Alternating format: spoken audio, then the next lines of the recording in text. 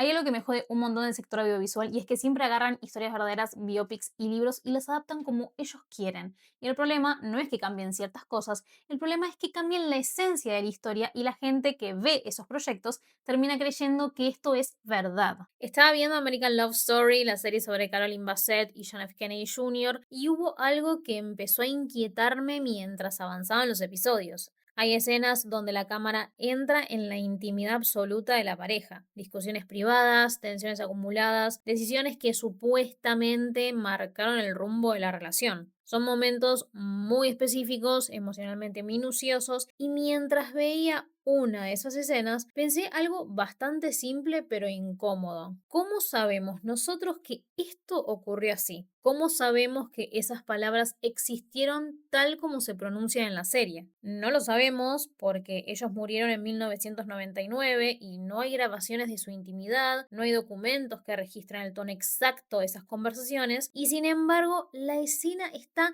muy bien construida con mucha seguridad y resulta fácil aceptarlo como si estuviéramos observando un recuerdo auténtico. La puesta en escena, las actuaciones, el ritmo del diálogo, todo está diseñado para producir una sensación de verdad y cuando algo se siente verdadero tendemos a incorporarlo como si realmente lo fuera. Justamente ahí aparece algo fascinante y es que el audiovisual no solo representa el pasado, lo completa. Donde la historia deja espacios en blanco, el guión propone una versión coherente. Esa coherencia es necesaria para que el drama funcione, pero también implica una interpretación. El problema no es que se interprete, el problema es que muchas veces olvidamos que estamos frente a una interpretación. Y si miramos la trayectoria de Ryan Murphy, esa lógica se vuelve todavía más clara. El mismo creador que reconstruye el romance entre Caroline Bassett y John F. Kennedy Jr. es quien llevó a la pantalla Monster, la historia de Jeffrey Dahmer, una serie que para muchos espectadores funcionó casi como una versión definitiva de los hechos. Pero lo que vemos ahí no es un expediente judicial filmado, es una narrativa cuidadosamente construida. La antología Monster continúa esa operación al centrarse en otras figuras reales como Ed Gein,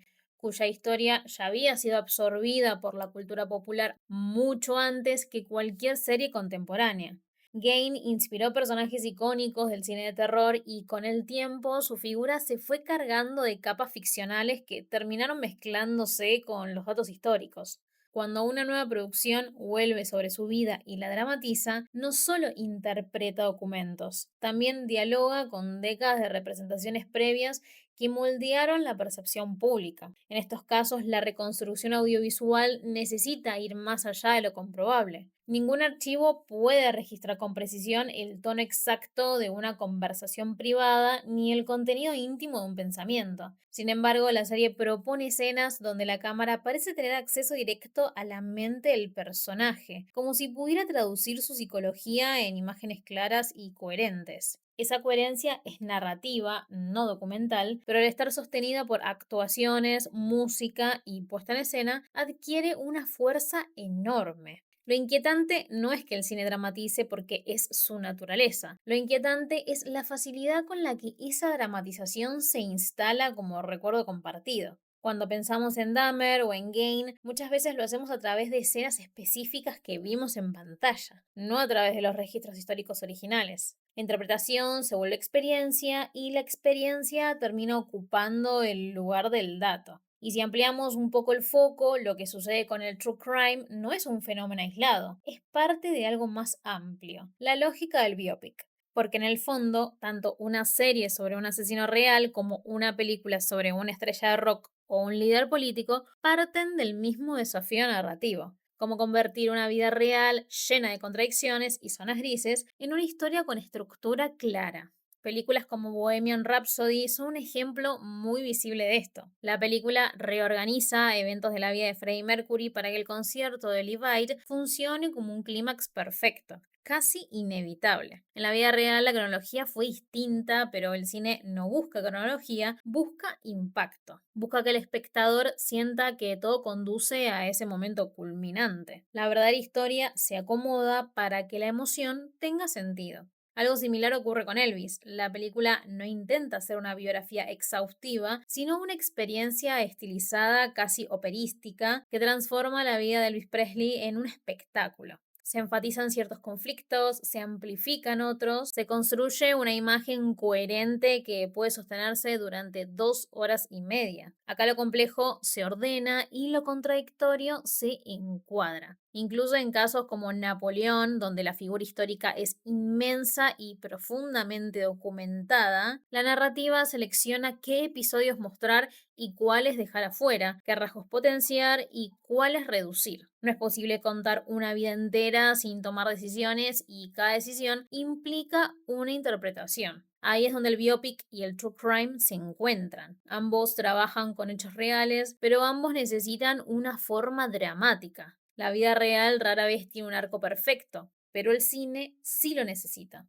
Entonces se condensan procesos largos en escenas puntuales, se sintetizan relaciones complejas en diálogos breves, se transforman hechos dispersos en una progresión clara. El resultado puede ser poderoso, incluso conmovedor, pero también puede generar la ilusión de que esa versión es la historia. Y cuando una biografía cinematográfica se vuelve masiva, termina influyendo en la forma en que una figura es recordada culturalmente. No porque haya inventado todo, sino porque organizó la realidad en un relato que funciona mejor que el caos original. Lo interesante es que este mecanismo no funciona solamente cuando hablamos de hechos reales. También aparece cuando trabajamos con mitos literarios que en teoría nadie confundiría con documentos históricos, porque incluso en la ficción el cine no se limita a adaptar, transforma. Un caso perfecto es Drácula. La novela original, publicada en 1897, no es la historia romántica que muchos imaginan hoy. Es una narración construida a través de cartas y diarios, atravesada por el miedo al contagio, a la invasión extranjera, a la pérdida de control en una sociedad victoriana obsesionada con la moral y el orden. El conde no aparece como un amante atormentado, sino como una presencia inquietante, casi parasitaria, que desestabiliza todo lo que toca. Sin embargo, a lo largo del siglo XX, el cine fue reformulando esa figura una y otra vez. Nosferatu lo convirtió en una criatura asociada a la peste y a la decadencia. Décadas más tarde, la película Drácula, dirigida por Francis Ford Coppola, reinterpretó al personaje como un amante condenado por la eternidad, atravesado por la pérdida y el deseo. Esa versión estilizada y profundamente emocional tuvo un impacto enorme y terminó consolidando una imagen que ya no era exactamente la del libro. Lo interesante es que esa lectura no quedó aislada. Con el paso de los años, muchas adaptaciones posteriores sostuvieron esa idea del vampiro como figura trágica y romántica. Drácula Untold presenta al personaje como un hombre que hace un pacto oscuro para proteger a su familia, reforzando la dimensión heroica y sacrificial. Incluso versiones más recientes como Drácula, una historia de amor, continúa explorando esa beta sentimental, poniendo el foco en la pasión, la pérdida y el vínculo amoroso por encima del terror puro. La imagen del vampiro como amante condenado terminó convirtiéndose en una especie de estándar cultural. Ahí se ve con claridad cómo una reinterpretación puede volverse dominante y moldear las siguientes. No es que el texto original desaparezca, pero queda desplazado por una versión que dialoga mejor con la sensibilidad contemporánea. Cada época proyecta sobre el mito sus propias obsesiones y el cine actúa como el medio que fija esa proyección en imágenes. Entonces, la pregunta vuelve a aparecer, aunque ahora aplicada a la ficción. ¿Cuánto de lo que creemos que siempre fue así, en realidad es el resultado de una adaptación particularmente influyente? Porque incluso cuando hablamos de vampiros y novelas góticas, el cine no solo adapta una historia, termina redefiniendo cómo esa historia va a ser imaginada en el futuro. Y si en el caso de Drácula la transformación fue de monstruo a amante trágico, en el caso de Cumbres Borrascosas el movimiento es igual de revelador, aunque en otra dirección. La novela de Emily Bronte no es una historia romántica en el sentido clásico, es una narración áspera, obsesiva, marcada por la violencia emocional y por personajes que no buscan redención, sino que se hunden en su propio resentimiento. Heathcliff no es un héroe incomprendido, es un personaje cruel, rencoroso, capaz de destruir todo a su alrededor con tal de sostener su obsesión. Sin embargo, muchas adaptaciones cinematográficas decidieron enfatizar el costado pasional por encima del destructivo. La intensidad se vuelve romanticismo, la obsesión se vuelve amor imposible y la toxicidad se suaviza bajo una estética más lírica. El foco deja de estar en el daño y pasa a estar en la tragedia del vínculo. No es que las adaptaciones inventen algo completamente ajeno al texto, pero sí eligen qué amplificar y qué atenuar, y esa elección cambia profundamente la experiencia. Cuando una versión audiovisual privilegia la dimensión romántica, el público empieza a asociar la obra con esa lectura. Con el tiempo, la percepción cultural de Cumbres Borrascosas puede desplazarse, porque ya no es una historia incómoda sobre el resentimiento y la herencia emocional, sino una historia intensa de amor imposible. La obra original sigue ahí, intacta en el papel, pero la imagen que circula en el imaginario colectivo es otra. Esto no es un problema exclusivo de esta novela, es un mecanismo constante en la adaptación literaria. Cada director, cada guionista, cada época decide qué aspecto de la obra dialoga mejor con su presente, y esa decisión repetida y amplificada por el cine termina moldeando la forma en que las nuevas generaciones se acercan al texto. A veces incluso ocurre algo paradójico. Muchas personas conocen la versión audiovisual antes que la literaria y el libro pasa a leerse a través del filtro de la adaptación. Ahí vuelve a aparecer la misma tensión que venimos señalando desde el principio. Adaptar implica interpretar y toda interpretación es una toma de posición. No existe adaptación neutral. La pregunta no es si se cambia el material original porque eso es inevitable, la pregunta es qué se decide cambiar y por qué. Porque en esa decisión se juega el sentido que la obra va a tener para el público contemporáneo. Y si hasta ahora estuvimos hablando de cómo se reinterpretan vidas concretas o textos literarios específicos, hay un nivel todavía más amplio donde este fenómeno se vuelve evidente, cuando el cine no solo reescribe una historia, sino que termina definiendo cómo imaginamos una época entera.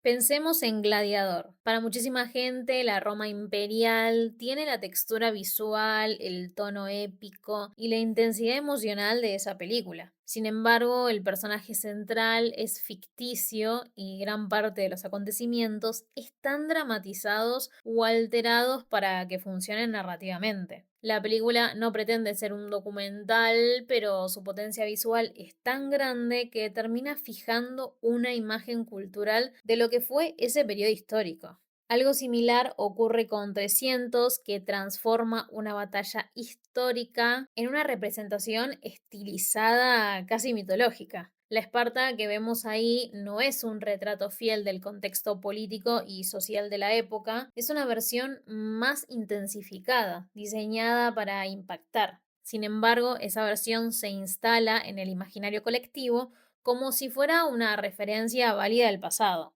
Lo interesante es que muchas veces nuestras primeras aproximaciones a ciertos momentos históricos no vienen de un libro académico, sino de una película. Y en el cine, por definición, no trabaja con la complejidad total de la realidad, sino con una estructura que privilegia el conflicto, la claridad y la emoción. En ese proceso, lo histórico se vuelve épico, lo ambiguo se vuelve contundente, lo contradictorio se simplifica, y no necesariamente por mala intención, sino porque el lenguaje audiovisual exige síntesis. Pero cuando esa síntesis se convierte en la imagen dominante de una época, el límite entre representación y construcción se vuelve cada vez más difuso. Pero hay un elemento que potencia todavía más el fenómeno, y es la frase basado en hechos reales. Es una advertencia que parece inocente, casi técnica, pero tiene un peso enorme. No significa fidelidad absoluta, no garantiza precisión histórica, no promete documentación rigurosa, y sin embargo, cuando aparece al comienzo de una película o de una serie, modifica inmediatamente la forma en que el espectador recibe lo que está por ver. Basado en no es lo mismo que reconstrucción exacta. Implica inspiración, no reproducción, pero el público muchas veces interpreta esa frase como un certificado de autenticidad, porque otorga gravedad, legitimidad y una sensación de importancia. Porque lo que estamos viendo no es solo una historia, es algo que supuestamente ocurrió. Películas como El Código Enigma o El Gran Showman utilizan figuras históricas reales como punto de partida, pero reorganizan conflictos, simplifican procesos y construyen arcos emocionales más claros de lo que la vida ofrece. No están mintiendo en el sentido literal, pero tampoco están reproduciendo con exactitud cada detalle. Están narrando. El problema no es que narren, el problema es la antigüedad de la etiqueta, porque esa frase genera una predisposición. Cuando creemos que algo es real, lo miramos distinto. Lo sentimos distinto, lo recordamos distinto, la ficción adquiere un espesor especial, casi documental, aunque no lo sea, y en una industria que compite por atención, esa etiqueta funciona como un imán. Lo real vende, lo real impacta, lo real parece más urgente, entonces la frontera entre inspiración y representación se vuelve una zona gris, cómoda para la narrativa y efectiva para el marketing. Así la construcción dramática no solo organiza la historia para que funcione mejor, también se reviste de una autoridad simbólica que la hace más difícil de cuestionar, y cuando esa construcción se instala masivamente, empieza a moldear no solo emociones, sino recuerdos. No solo importa qué historia se cuenta, sino cuál versión logra ocupar más espacio en la conversación colectiva. Por eso no creo que el cine tenga que ser literal. Las historias cambian, siempre cambiaron, cada adaptación es una forma de leer el pasado desde el presente y eso no es necesariamente un problema. Pero sí creo que como espectadores tenemos que recordar algo muy simple. Verosímil no es lo mismo que verdadero. Una escena puede sentirse auténtica y haber sido imaginada. Una biografía puede emocionarnos y al mismo tiempo haber reorganizado la realidad para que encaje mejor en una estructura dramática. El cine necesita sentido, la vida real no siempre lo tiene. El riesgo aparece cuando la versión que mejor funciona termina reemplazando por completo al hecho original y dejamos de distinguir entre historia y relato. En una época donde casi todo lo que queremos saber lo aprendemos a través de una pantalla, esa diferencia importa. El cine reescribe, siempre lo hizo, pero la pregunta es si nosotros todavía sabemos cuándo lo está haciendo. Por eso quiero escucharte a vos. ¿Hasta qué punto pensás que esto es importante? Tenlo en los comentarios y no olvides darle like al video, compartirlo y suscribirte para más contenido sobre el mundo del cine y las series. Nos vemos en el próximo video.